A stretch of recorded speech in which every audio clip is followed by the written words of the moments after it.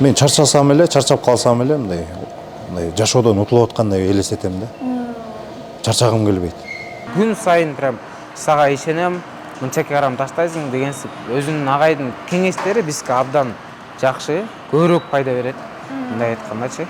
Ар бир адам өз кесибин сүйүш керек, ошону сүйүп жасаш керек. Спорт бул өмүрдүн булагы десек жаңылышпайм.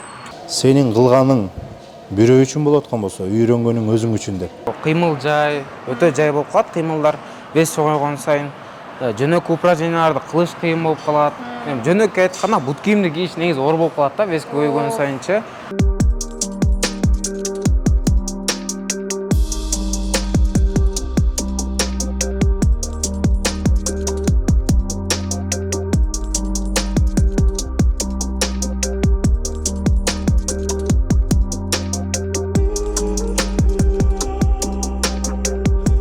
Саламатсыздарбы, урматтуу Жылдыз Тайм YouTube каналынын көрүүчүлөрү, сиздер менен амандашып жаткан мен Алтынай Урмат. Бүгүн биз үчүн абдан өзгөчө күн, анткени биз ушинтип спорттук кийимдерибизди кийип алып, чымырканып, ушундай Найман фитнес клубуна келдик. Бул жер өзгөчө, эмнеге дегенде, бир эле биздин эмес, жалпы кыргыз элинин сүймөнчүгүнө айланган боорсоктордун тренировка кылган жери. Азыр болсо атайын убакыт бөлүп келдик. Боорсоктор кантип тренировка кылышат экен жана ушундай боорсокторго эрк берип, дем күч берген тренерлер менен маектешкени келдик. Андыктан бизден алыстабаңыздар, кызыктын баары алдыда.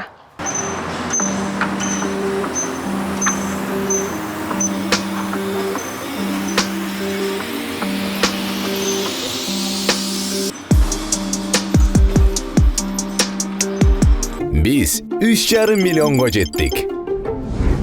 Биз бардык жердебиз. Күн сайын болгон аракетибизди жумшап келебиз.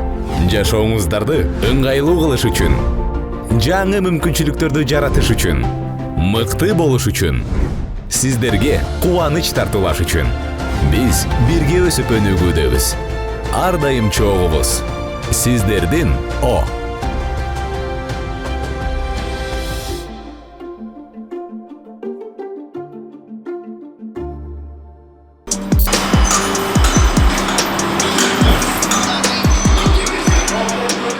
Саламатсызбы агай? Саламатсызбы? Жакшы жүрөсүздөрбү? Жакшы. Бул жакта боорсокторду тренировка кылып аткандарын көрүп биз да кубанып калдык. Рахмат. Атайын ушул балдарды жакшы чымыр денелүү болсун, күчтүү болсун, эрктүү болсун деп ушуларга убакыт бөлүп жүрөсүз. Кандай жүрөсүздөр, балдар кандай тренировка кылып атышат?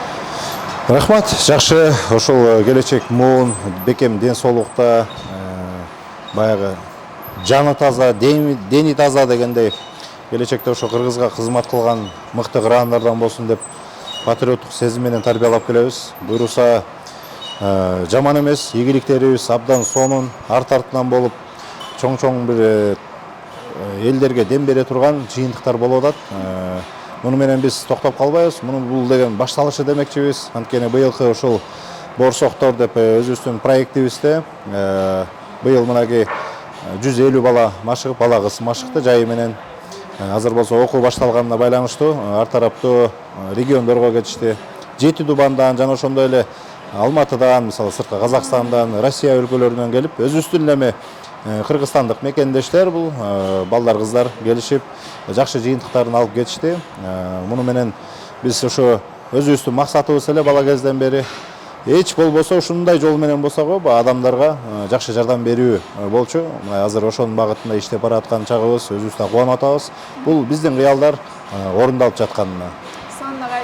Анан ушул балдарды спортко тартып алып келип атпайсызбы? Ооба. Аларга үлгү болуп атасыз. Өзүңүз кантип спортко келип калгансыз? Кайсы жылдары келип калгансыз? Мен негизи профессионалдуу спортто жүргөнүмө 12 жылдын жүзү болду. Быйыл буюрса негизи бала кезден бери эле спорт менен машыгып келем. Өзүм бир 5-6 класстан бери эле спорттун эркин күрөш менен машыгып келдим. Волейбол ойнодук, баскетбол ойнодук. Анан 2010-11 жылдардан баштап ошо оор атлетика менен машыгып келатабыз да. Ортодо болсо чоң бир кичине баягы кырсыктар болду. Ошо бир аз убакыттарда дагы кыйналып жүрдүк. Анан ага чейин ошо чоң кырсык болгонго чейин спорттун маанисин түшүнчүмесим да. Спорттун жашоого, адамга берген орду башкача экенин ошодон кийин түшүндүм да. Мисалы, мени баса албай жүргөн кезимде бир жылдай ушундай бир таяк таянып жүргөнгө туура келди. Ошол аралыкта адамдын ден соолугу мисалы өзүбүздүн ден соолугубуз канчалык маанилүү экенин мен түшүндүм да. Ушундай бир кымбат нерсе экен. Бала болуп ал кезде түшүнбөгөн чыгарбыз. Бирок азыр ойлонуп көрсөм, көп адамдар азыркы бар ден соолугун баркын билбейт да. Ошол жок кезде анан гана түшүнүп, армандап отуруп калат экенбиз. Ошол учурларда мен дагы бир армандап аткан учурда Кудайга шүгүр ушул спортко биринчи кадамымды таштап, Азиз деген агайым бар. Жалгыз агайым бар. Мына ошол 2010-жылдары ошо баса албай жүргөн кезде ошо спортко алып келип, менин бутума бастырганга жардам берген. Мына ошодон кийин спортко болгон сүйүү дагы арзып, адан кийин мен дагы жакшы бир күчтүү спортчу болом, машыктыруучу болом. Агайдай болуп мен элге жардам берем деп мен кыялым эле да. Мынакей ошол күндөр келип азыр канчалаган адамдарга өз мүмкүнчүлүгүбүз жетишинче жардамыбызды берип, ден соолугун чыңдаганга салым кошуп атабыз. Эң сонун агай. Анан кийин айтып коет эмеспи, спорт бул дененин чыңыр болушуна эле эмес, аң сезимдин, акылдын да бекем болушуна чоң салым кошкон бул булак болуп эсептелинет депчи. Анан кийин балдарды карап отурсам, ушунчалык кээбелерине оор болуп атат да, азыр чоң салмактагыларчы. Анан кийин ошолорго физикалык колдоодон тышкары моралдык кандай колдоолорду көргөзөсүз, кандай подход менен аларга жардамдашасыз? Туура айтасыз. Ар бир бала келе ар менен эле спортчу боло албайт да. Эми бар жан дүйнөсү ошого бышкан балдар бар, каалоосу менен келгендер бар да, мисалычы. Каалоосу менен болот, ден соолугундагы баягы күчү жок дегендейчи. Ага убакыт берсең, багыт берсең, чоң спортчуга айланат да. Анан көпчүлүгү эле жаш балдарыбыз, деги эле көпчүлүгү эле балдарыбыз өзү мындай чынын айтканда эми азыркы замандын талабында борпоң болуп баратат да. Биз эми айылда чоңойдук, мындай чымыр денелүү болуп жүргөнбүз да. Азыр карасаңыздар замандын талабы, жеген тамагыбыздын күчү жок. Бүт бардыгы ошо адамды бош кылып берет да. Бул эми ушундай боло берет. Бул токтоп калбайт. Бул көбөйүшү мүмкүн, азайбайт да. Жалпылай бирге мындай муну менен күрөшө турган болсок, муну жеңе алабыз. Бирок мен жалгыз жеңе албайм да. Анткени миллиондогон адамга бир адам туруштук бере албайт да. Ошондуктан жалпылай ата-энелер менен биргеликте муну оңдоп түздөп кетсек болот. Моралдык жактан дегениңизде, моралдык жактан ар бир балага өзүнчө подход керек, өзүнчө психологиялык поддержка керек. Анын өсүп өнүгүүсүнө, анын күчтүү болушуна ар бирин мактап туруш керек. Мисалы эми көпчүлүгү бур Бишкек шаарында тургандар да, булар эми орусчалыш болуп калгандар да көбүнчөчү. Ар түрдүү бир нерсеге салыштырып, ар түрдүү бир темада сөз таап, буларды ойготпоюнча бир эле сенин кылыш керек, жазаш керек деген сөзүң өтө бербейт да. Мынакей азыр учурдагы актуалдуу болуп аткан жанагы эле Байел деген жигиттер, жана башка азыркы учурда залда машыгып аткандарга ар бирине өз алдынча психологиялык подход керек болот да. Бирөөсү болсо бири-бирине окшош эмес. Бири-бирине качан окшош болуп калат, качан бирдей ийгилик жаратып калган кезде. Анткени максаты чогуу кеткидей өзлөрү мындай умтула баштайт да. Мына ошого чейин бир жагы эле 3 ай, 4 ай убакыт убара тартасың да.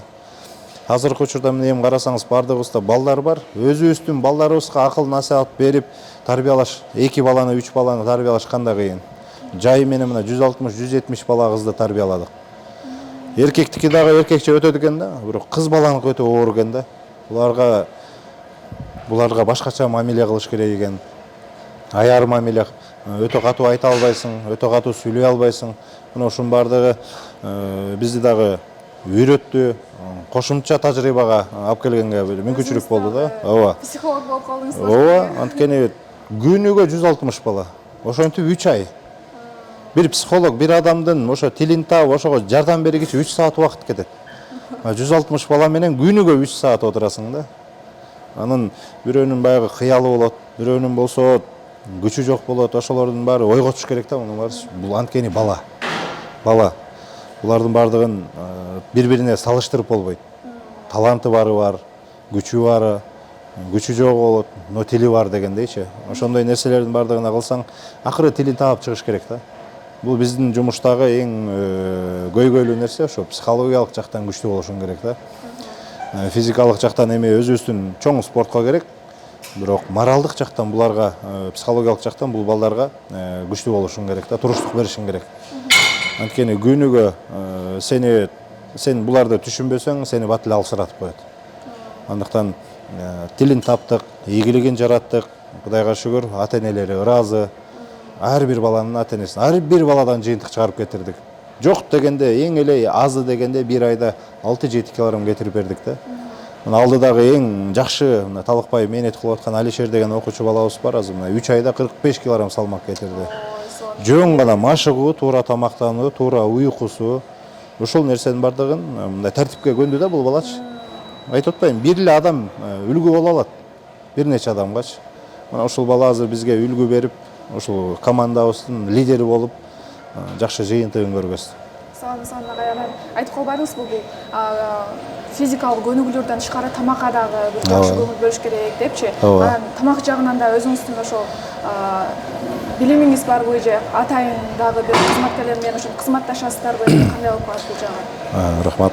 Бул болсо негизги менин өзүмдүн кесибим машыктыруучу. Ошо Дене тарбия спорт академиясын аяктаганбыз. Өзүбүз спортчу болгонго мисалы башка бирөөлөрдүн кеңеши кереги деле эмес да. Себеп профессионалдуу спортто сен тамакты кандай туура жейип, алардын калориясы деген нерсени эсептеп чыгып, уйку дегенди кайсы учурда укташ керек, ушулардын баардыгын өзүңдүн жан дүйнөңдөн өткөрбөсөң бирөөгө кеңеш бере албайсың. Биз профессионалдуу бодибилдинг, спорттун бодибилдинг деген түрү менен өттүк. Бул түрүндө сен өзүңө өзүң психолог болосуң, өзүңө өзүң диетолог болосуң. Өзүңдүн баардык нерселердин баарын эсептеп чыгасың да. Организм менен сүйлөшө баштайсың. Ушундай учурлар болот. Аны эч ким түшүнбөйт. Бир гана ошол спорттон басып өткөн адам гана түшүнөт. Ошондуктан бизге эми кошумча кеңештерден эми тажрыйбага эч качан артык болбойт да. Кеңештерди ала берем. Билип турсам деле уга берем мен. Билип турсам деле. Бирок ашыкча кылбайт мага. Көптөгөн баягы нутрициологдор менен, диетологдор менен иш алып барабыз биргеликте. Алардын мисалы мен деле билбеген нерселерим деле көп да. Ошолордон алардан кеңеш алып, ушул тажрыйбама колдонуп, кээ бир организм болсо мындай ушундай бир адамдын ден соолугу жакшы болбосо, организм ошо токтоп эле тура берет да, баягы жылыш болбойт процессибизчи. Анан кандай багытта деп түнү күнү изденип чыгасың. Ошо балага кандайынан жардам берсем батыраак жыйынтык чыгара алам деп. Бирок жоон бардыгын тапканга аракет кылдым. Эң эле маанилүүсү ушул айтып өткөндөй эле туура тамактануу да. Бул арыктоо максатында жүргөндөргө 70% туура тамактануудан түзүлөт. Бир күндө 2 саат, 3 саат келип машыгып атпайлыкпы? Анан суроо да, кийинки 21 саатты сен кантип өткөрөсүң жалгыз? Мына ошол жерде сен өзүң жеңип кетесиң, же утуласың. Көпчүлүк утулушат. Анткени өзүлөрүнүн эрки менен күрөшө албайт да. Адамдагы эң күчтүү нерсе бул эрк да. Мына ушул нерсени жеңгенге ар бир адам аракет кылыш керек. Эрк менен күрөшкөндү үйрөнүп алсаң, жашоодогу нерсенин баардыгын утасың да. Бир эле спорт эмес. Бир эле спорт эмес. Албетте, албетте. Анткени ийгилик оңой келбейт. Мына биз деле спорт дүйнөнүн чемпиону болгонго чейин канчалаган кыйынчылыктардан өттүк да. Кандай гана чоң травмалар болгон жок. Мисалы биздин денебизде үзүлбөгөн нерсе калбады, чын делечи. Бул чоң спорт ошону талап кылат. Орустардын сөзү бар го, физкультура лечит, большой спорт калечит дейт. Калека болуп калганга чейин азыр акырыныраак жыйынтыктасак экен деп биз да ойлонуп коюп жүрөбүз да. Бирок андай болбойт. Бул спортчунун эң ооруп калган нерсеси бул ийгилик да. Ийгиликти издеп эле кете бересиң. Түгөнгүс нерсе да булчу. Анан окуучулардын арасынан эриктеп да калбайбызбы? Бул спортто эң керектүү бул эрк депчи. Анан кийин окуучуларыңыздан ушунчалык күчүңүздү салып атсаңыз, мээнетиңизди салып атсаңыз, агай мен мындан ары кете албайм деп колун таштап салган учурлар болгонбу сизге келип? Анан кийин ошол учурда кандай аларга кеп кеңеш бересиз? Балким бизди көрүүчүлөрдөн дагы, балким спортко келип туруп азыр жок болбойт окшойт деп кетип аткандар бар чыгар. Албетте. Мисалы мен спортту баштаган жылдары мен бирөөнү айткым келбейт. Мен өзүмдүн жашоомдон айткым келет.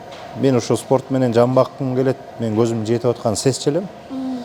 Бирок менин үйүмдөгүлөрүм, туугандарым каршы эле да. Ошо спорт менен да жан багып, адам ошентип иштеш керек эле, иштеш керек. Кыргызда ушундай түшүнүк бар да. Билимге мындай адамдын каалоосуна ата-эне маани бербейт да. Ата-эне өзү каалаган нерсесин эле баласын түрткүлөй берет. Анан бир аз убакыттан мейли 5 жыл окуйт, красный диплом менен бүтөт, кызыл диплом менен бүтүп алып туруп эле тиякта карасаң стройкада иштеп жүргөнүн көрөсүң да. Адамдын жан дүйнөсү сүйгөн бир кесип болот. Бул менин сүйгөн кесибим. Муну менен мен ырахат ала алам. Ошондон сыңары бирөөсү сварщик болгусу келет, мисалычы. Баягы темирди ширетип, ушундай бир жакшы кооздуктар жараткысы келет. Килейген баягы бийик имаратта тургузу келет да. Мына ошондой болгусу келип атат, аны алып барып туруп врач кылып атат да. Анан ошол жерден болсо адамдын жан дүйнөсү менен кантип тил табыша алышы мүмкүн. Көп балдар болгон, сынып калгандар. Мен спортто жаңы баштаганда 120 бала чогуу баштаганбыз. Азыр эч ким көрбөй элем, жалгыз эле келатам. Мындан 12 жыл мурда. Адан кийин 2-3 жыл өтпөй дагы 60 бала кошулду. Аны деле көргөн жокмун. Только чыдаган киши жетет да ийгиликтерге. Чыдаш керек. Спортту тандадыңбы? Мээнетте кылыш керек. Деги эле кайсы бир тармак болбосун. Убакыт керек. Убакыт дарылайт, түздөйт, жеткирет. Мына ушул багыттары менен кетиш керек да. Анан буга башың салып өргөн болсоң, орто жолдо каласың. Көп учурлар болот, ушинтип балдар агай мен колуман келбейт окшойт, мен чыга албайт окшойм деп үмүтүн үзүп коет да.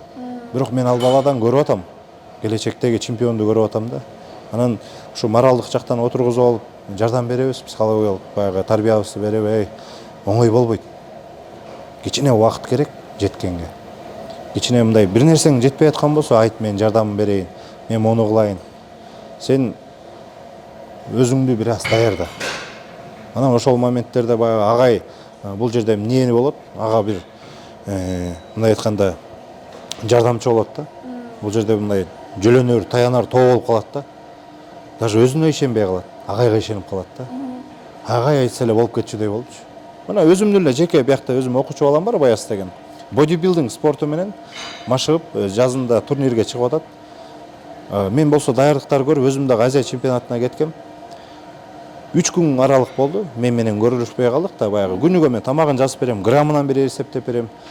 Сууларын кандай ич керек берем. Мен келгиче 3 күн аралык болду. Келсем, уже кебетеси башка да.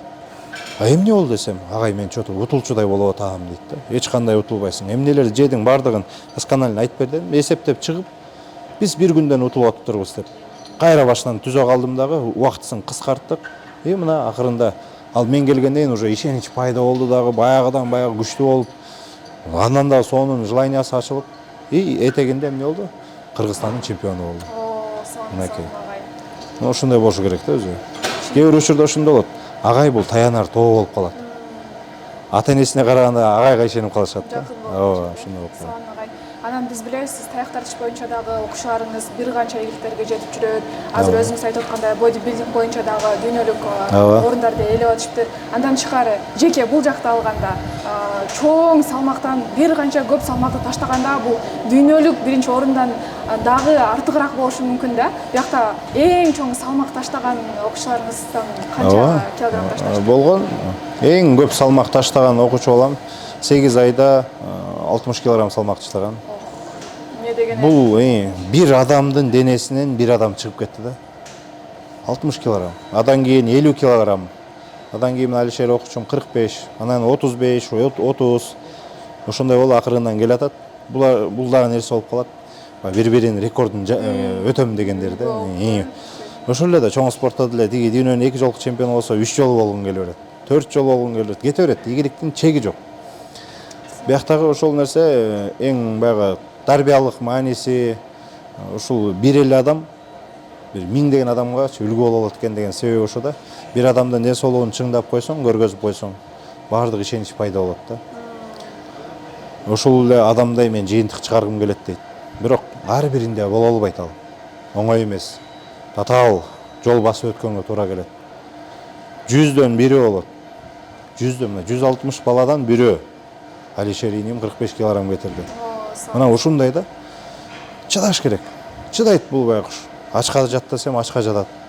Жеп кел десең жеп келет. Ошондо да коркунуч менен агай мага да ишенбей кетет да. Жеп койсом эмне болот буягы? Кошуп кетсем кайра тил угам го сизден депчи. Жей бер десең жей бер, коркпой жей бер, сага керек бүгүн. Организм деген чарчап баратат сеники стресс алып калбасын. Андан көрө жеп, энергия топтоп кел.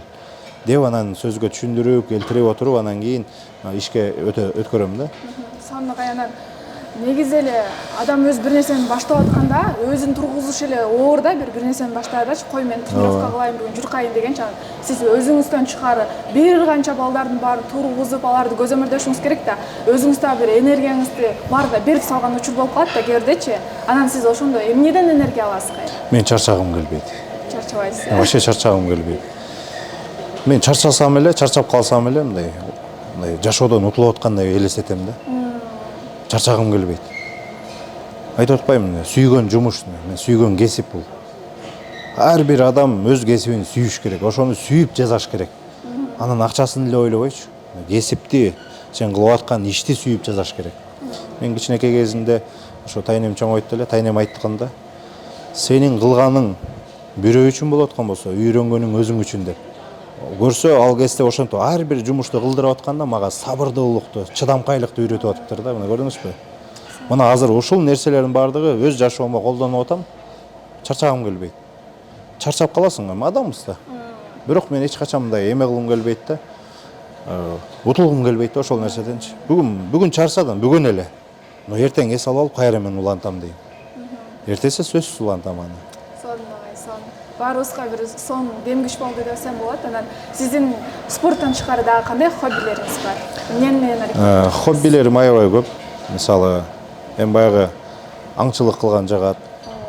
Жигитке баягы 70 өнөр аздык кылат дегендей. Ар бир нерсени үйрөнгөн жакшы да. Мисалы, тоого чыгып, мындай тынчтык жагат да өзүчү. Тынчтык тоолордо, жайлоодо отуруп алып, жалгыз эле отуруп алып, суктанып, ойлонуп, мындай бир колман келсе бир ыр жазгым келет, ой келет. Кудай буйруса мага да убакыт саат келет, анткени көп убакыттарым мындай ызычуулар менен өткөрүп атпайлыкпы? Мээ эс албаса, таза ой чыкпайт.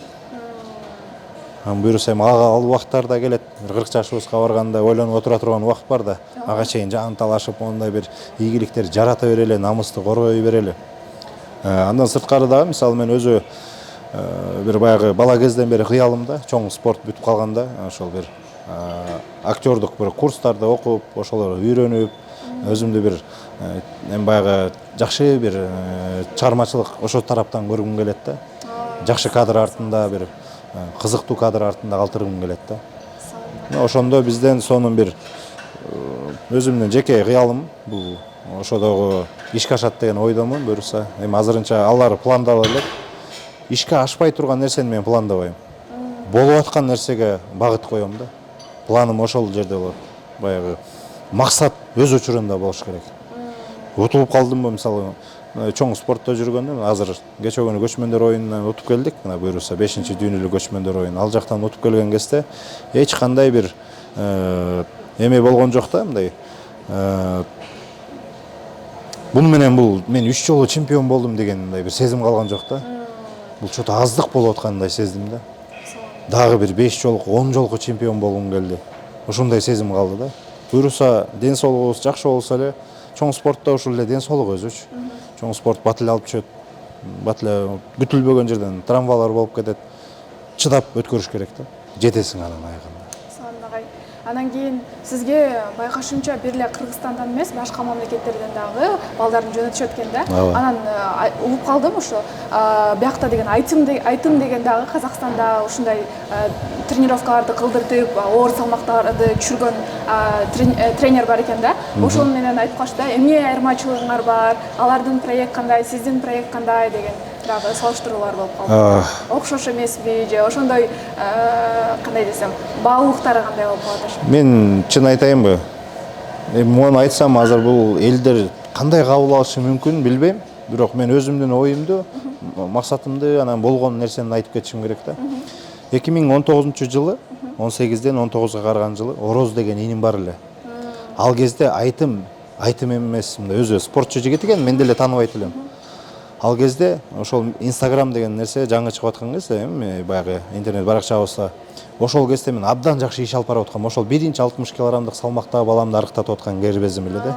Бүт Орто Азиядагы көрүүчүлөр көп эле да. Арасында ошол жигиттер да бар эле, көрүп аткандардын арасындачы, мисалы. Мен 1 жыл ошол проектти алып баргам, 19-жылы. Ал жигит 23-жылдан баштап иш алып барып атат. Анан бул проектти эми мен баягы карантинге туруп калдым. Дальше улантып бердик колубуздан келишинче. Бирок жанагы эми иш алып барып аткан балам болсо эми жашоо турмуш экен. Ал баланы болсо баягы аскерге жөнөттүм. Аскерден алып келип жашоого мындай бир муктаждык болуп калды. Иштегенге туура келип калды дагы. Мен проектимен чыгып калды да. Биздин проектибиз ошол моментте токтоп калды да. Адан кийин гана 1 жылдан кийин жанагы жигит өзүнүн ишин баштады. Мен эми менин проектим ал болду деп айта албайм просто. Может анын деле идеясында бар чыгар да, мисалычы. Бирок бул нерсени биз биринчи баштаганбыз. Чынын айтканда. Мунун баардыгын тастыктап бере турган кыргыз элибиз бар дегендейчи. Ал баланы ошо 8 айдын аралыгында 60 килограмм салмак арыктаткам да. Бир айтып өткөндөй эле бир адамды денесинен чыгарып, баягы араң басып калган, өлүм менен өмүрдүн ортосунда турган жигит эле да. Кыйналып аткан кезинде ошону жакшы жака багыттап, ден соолугун чыңдап кеттик. Мына азыр Кудайга шүгүр, арабызда жүрөт, жакшы сону мыкты жыйынтык менен күнүгө ыраазычылыгын айтат агай. Сиз болбосоңуз мондай абалда кантип жүрөт элем депчи. 8 ай бою күнүгө нерв. Ошол баланы арыктатам деп ушу жан дүйнөм менен берилип алдым. Бир көзүм кыйшыйып баштады, титирей баштады, чын айтайын. Титирейт. 25 жаштагы балага анчалык нерв болуп керек эмес да, мисалычы. Бирок мен кылып аткан ишимди жан дүйнөм менен берилип кылганга, ал баладан ушунчалык бир мындай айтканда кыйналдым, бирок утуп чыктым аны. Азыр деле ошондой болот. Жанагы кичинекей балабыз Байел деген жигит жан келгенде 9 жашында келди мага. Былтыр январь айында келген. 9 жашында келип 85 килограмм болуп келген мага. 9 жашта бала 85 килограмм. Араң басып келген. О жерден бир этаж чыгып келиши аябай кыйналат эле. Ийилейт эле. Шунчалык бир 2-3 ай убактымды мындай. Өзүмдүн балама көргөзбөгөн мамилени, тарбияны ушул балага көргөздүм.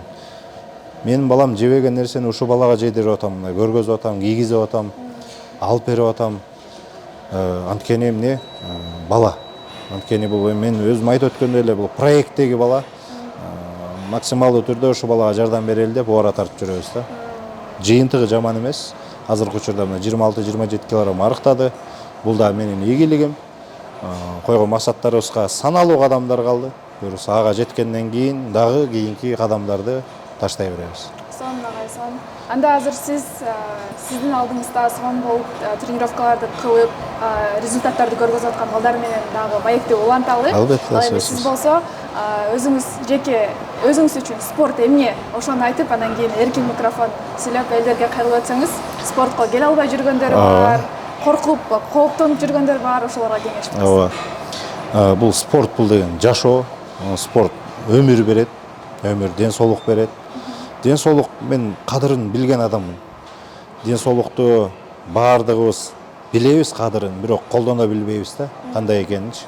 Ошондуктан жөн гана ушул жөнөкөй адамдар, мына көрүүчүлөр экран артында отуруп, бул сөздөрдөн кийин өзүңүздөргө бир кичине болсо дагы мындай өзүмдү карап жүрөйүн, ден соолугумду бекем кылып жүрөйүн дей турган болсоңуздар, анда эртең башташ керек. Эртең эмес, бүгүн башташ керек даже. Ар бир кадамыбыз биз сонун ийгиликтерге жеткирет. Ар бир кадамыбыз ден соолук алып келет. Унутпашыбыз керек. Позитив жашоодо жакшы маанай менен жүргөнгө шарт түзөт да болчу. Эң башкысы эле ошол. Анан адам деген адам болушубуз керек да, мындай. Спортту жаман жактан карабаш керек. Спортту бул жашоо деп караш керек да. Спортту өмүр деп караш керек. Спортту бул бир кооздук менен да. Кооздук значит сиздин денеңиздин сулуулугу. Жакшы сөз бар да өзүчө. Баягы Аллах Таала бизге аманат кылып берди да бул денебиздичи. Биз аманатты кыянат кылып булгап алып атабыз да. Булгап алганыбыз ошо ашыкча салмактар менен. Мындай айтканда көпчүлүк көрөрмандар сөз ээсин табат демекчи го. Бул сөздөн кийин өзүңдү күзгүдөн бир карадагы сен кандай абалда, кайсы жолдо баратканыңды түшүнө аласың да. Мына ушуга тыянак чыгардагы өзүңөрдү оңдогонго үйрөнгүлө. Сон, урматтуу көрүүчүлөр, ушул сөздөрдөн кийин биз азыр эле туруп сонун көнүгүүлөрдү жасап, жашообузга спортту сөзсүз түрдө киргизишибиз керек. Анда эмесе биз маегибизди уланталы. Азыр бул жакта жакшы результаттарды көрүп жүргөн агайыбыздын окуучулар менен биргеликте маекти ишти баштайлы. Анда эмесе көрүүчүлөр, биз маегибизди уланталы, бул жакта агайыбыздын күчтүү, эрктүү окуучусу, эң көп рекорд коюп салмак таштаган Алишер. Алишер, өзүңүз тууралуу көрүүчүлөргө тааныштырып өтсөңүз кыскача. Менин атым Алишер, 2007-жылы колом, Талас областына караштуу Калба аялынан болом. Сонун Алишер, эң биринчи бул спорт залга келгенде канча килограмм менен келгенсиз? Эң биринчи келгенде весим 135 болгон. 135-136 тегереги болгон. Ошо. Азыркы учурда 89 килограмм. Сонун. Ошондо канча айда канча килограмм таштаган болуп каласыз? 3 ай 10 күндө 46 килограмм болуп калды. Ой, сонун. Ошондо келгенде өзүңүздүн абалыңыз кандай эле, өзүңүздү кандай сезчүлеңиз, анан кийин ошончо килограммды таштагандан кийин абалыңыз кандай? Эмне өзгөрүлөр? Келгенде өзгөрүүлөр абдан көп. Мисалга алсак, кийимдер деле мындай батпаган же болбосо кыймыл жай, өтө жай болуп калат кыймылдар.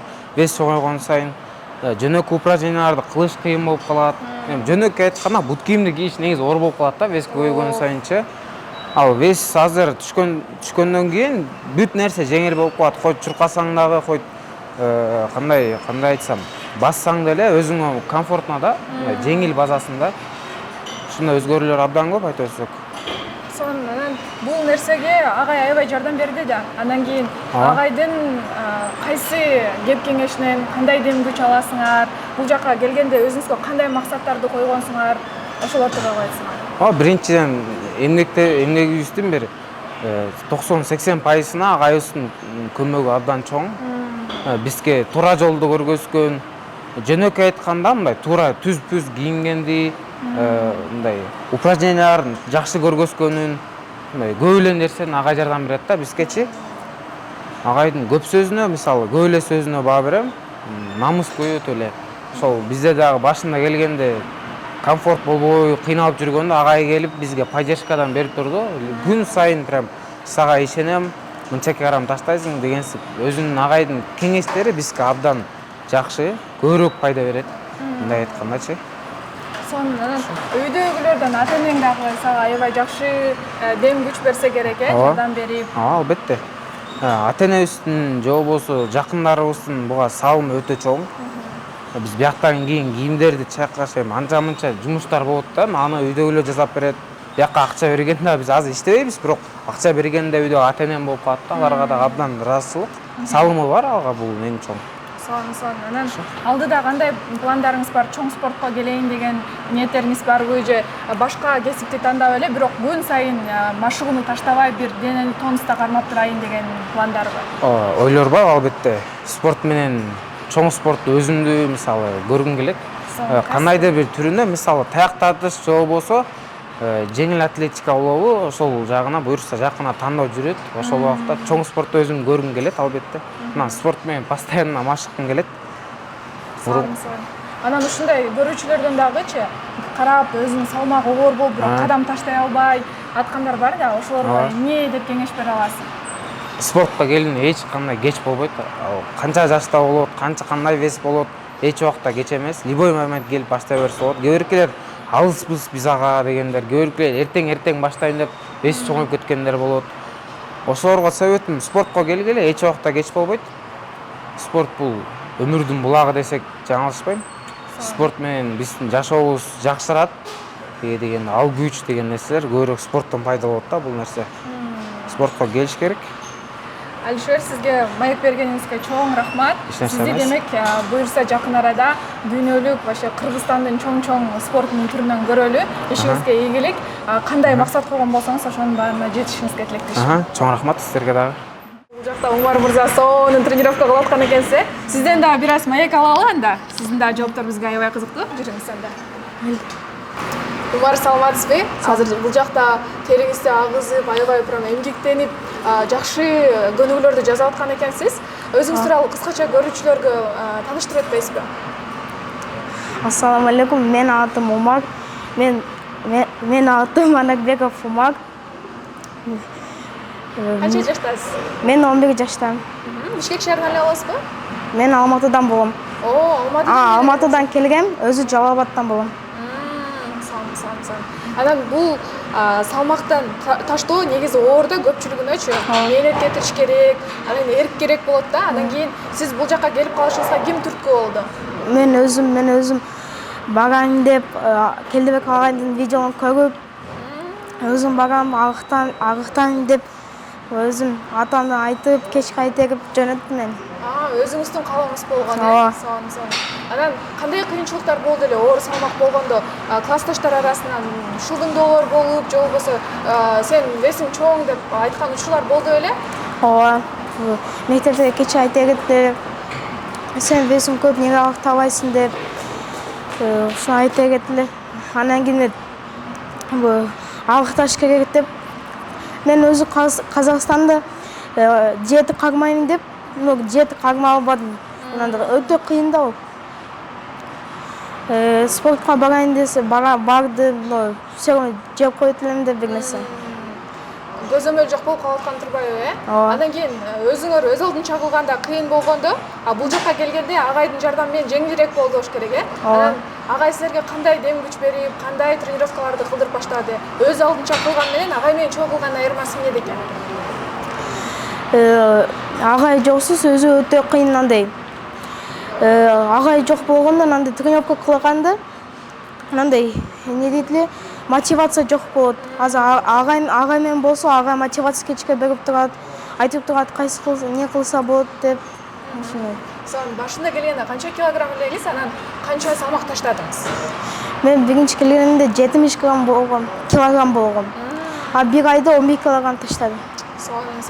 Канча килограмм максатыңыз болот? Канча килограмм дагы ташташыңыз керек? Сиздин идеалдуу весиңиз канча болушун каалайсыз? 50 килограммбы, 55 ушуга түшкөн келди да. Келечекте бир чоң спорттун түрү менен машыгайын деген пландарыңыз барбы? Спорт мен өзү футболго катышкан, ар спортко катышкан. Мен билем еще, бир жакшы спорт билем. Тандайсыз, буюрса алдыда. Азыркы учурда кайсы жерде? Бишкек шаарында жашап жатасызбы? Ооба. Сон ата-энеңиздин колдоосу менен бул жактан машыгып, жакшы салмакты таштайын деп бияка келген турбайсыздарбы? Ооба. Сон. Анан сиз менен тең болгон балдар ошол салмакты таштагандан коркуп, мен колуман келбей калат го, мен барбай эле койсомбу дегендерге кандай кеңеш бересиз? Айтам, келгиле деп айтам. Коркушпасын, кээбилер коркушат да, мен барганда шылдыңдап койсойчу, ал жакта баары чумур денелүү күчтүү кылыш керек дегендерге кандай айтасыңар? Сизде келгенде деле ошондой ойлор болду эле? Ооба, мен келгенимде мындай жаман кылам деп мындай болдум эле, мындай вес таштабай, мындай кичине болгон. Демек, ошондой сиз менен тең сиздин курдаштар боло турган болсо, коркпостон эле келе берсин, бул жактан баарыңар жардам бересиңер, Анан бул жакта баарыңар ынтымактуусуңарбы? Ооба. Сизден чоң болгон байкелериңер жардам береби сизге? Бул жакта. Сонун. Ишиңизге ийгилик. Алдыда чоң ийгиликтерди багындырган, кыргыз элине салым кошкон жигиттерден болуп жүрө беришиңерге тилектешпиз. Урматтуу көрүүчүлөр, бул жакта бир гана мырзалар эмес, биздин күчтүү айымдарыбыз дагы бар. Азыр бул жакта айымдардан бир-эки ооз сөз угалы. Саламатсызбы? Сиз бул жакта кирип келсек эле аябай сонун тер чыгарып, машыгып жаткан экенсиз. Өзүңүз тууралуу кыскача айтып өтсөңүз. Каяктан болосуз? Канча жаштасыз? Саламатсызбы? Менин атым Айгелди, мен 23 жаштамын. Мен бул тренажерный залга келип атканыма 2 жума болду. 2 жуманын ичинде ийгиликтерге жетиштим деп айтсам болот. Канча килограмм таштадыңыз? 2 жуманын ичинде 3 килограмм кетти. Сонун. Эмне себептен келип баштадыңыз бул жакка? Негизи бул тренажерный залга мен ден соолугум үчүн келгем. Мен бияка гормональный фондо нарушение болгон үчүн жана салмак ташташ үчүн келдим. Эң биринчи келердин алдында үйдө отурасыз, андан кийин барсамбы, барбасамбы, кадамды кантип таштайын дегенге эмне түрткү болду? Же үйдөгүлөр жардам берди, же өзүңүз кой мен өзүмдү колума алайын, баштайын тренировканы деп баштадыңызбы? Негизи ата-энем деле үйдөгүлөр деле жардам беришти, түрткүнчүлүк кылып, залга бар деп. Бирок эң негизгисин чечимди өзүм чыгардым да. Анан көпчүлүгү бар да ушундай кыздар уялып, мен болсо барганда ал жакта мен кантип тренировка кылам, менде кыйынчылыктар болуп калат го деген сыяктуучу. Сизде ошондой ойлор болдубу? Анан кийин бул ашыкча салмак сиздин жашооңузга кандай таасирин тийгизди? Негизи менде ошондой ойлор деле болгон башында. Бирок негизи менде бияка келгенде кичине коркунучтар болгон. Мен биякта эркектердин залыдагы айымдардыкы да чогуу болот экен деп ойлогом да. Биякта оказывается отдельный айымдарга да зал бар экен. Аны билгенден кийин менден кичине коркунучтар да кетип калды. Ошо. Эң биринчи күнү келдиңиз, эң биринчи тренировка. Бүткөндөн кийин кандай сезимдер болду? Өзүңүз менен сыймыктанып, мен ушуну кылдым деген сонун сезимдер болсо керек, э? Ооба, болду. Ошондой. Жеңил да өзүңүздү сезип калдыңызбы кадимкидей? Ооба, 2 жуманын ичинде 3 килограмм баары бир аз угулгандан кийин, бирок негизи жеңилдеп эле калат экен адам. Сон. Сиздей болуп ушул тренировка кылганга келе албай жүргөн кыздарга кандай кеп кеңеш берет элеңиз? Кеңештерим эч качан уялбаңыздар өзүңүздөрдөн. Лучшая версия себя кылыш үчүн эле коркпостон адамдар ар кандай болот. Ошон үчүн эч кимди ойлонбой эле, эч кимдин оюн ойлобой эле, ким эмне деп ойлойт деп эле келе бериңиздер. Сонун чоң рахмат, ишиңизге ийгилик. Буюрса алдыга койгон максаттарыңыздын баардыгына жетесиз деп биз сөзсүз түрдө ишенебиз. Бар болуңуз. Урматтуу Жылдыз Тайм YouTube каналынын көрүүчүлөрү, ошо менен биз бүгүнкү берүүбүздү жыйынтыктайбыз. Биз билебиз, Дениз Ак уул кыздарыбыздын болгону бул Кыргызстандын келечеги, ошондуктан баардыгыңыздарды спортко чакырабыз. Спорт бул сиздердин жашооңуздардын бир бөлүгү болуш керек. Ошондуктан барыңыздар спортко келиңиздер, спорт менен машыгыңыздар. Бүгүнкү берүүдө сиздер менен болгон Алтынай Урмат. Анан сиздерден сураанып өтөйүн, комментарийга азыркы учурда кайсы спорттун түрү менен машыгасыздар, жазып өтүңүздөр.